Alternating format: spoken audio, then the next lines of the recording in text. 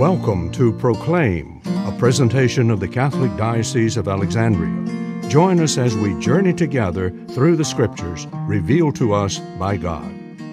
Good morning and welcome to Proclaim. The first obvious question is, who wrote the Gospel?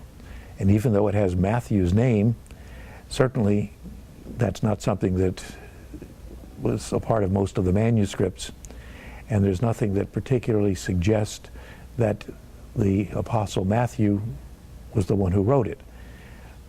One of the things that we'll look at a little bit later is the relationship that seems to suggest that the Gospel of Mark was written before the Gospel of Matthew and might have been easily accessible to both Matthew and Luke in some form.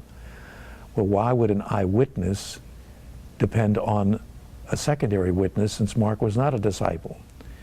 There's certainly every reason to imagine that it may have followed many of the things that were popular in ancient times, that it was attributed to somebody that was important and somebody that in some way would have gained respect.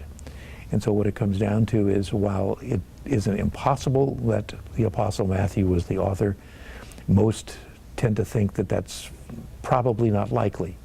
And so we really have no idea who it was, other than some characteristics of his background from what he puts in the Gospel itself.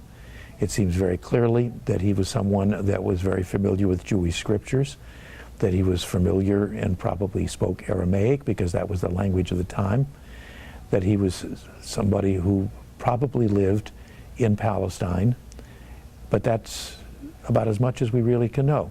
He seems to have had at least a reasonable education because his work is well done. This program was brought to you by Antoon Enterprises.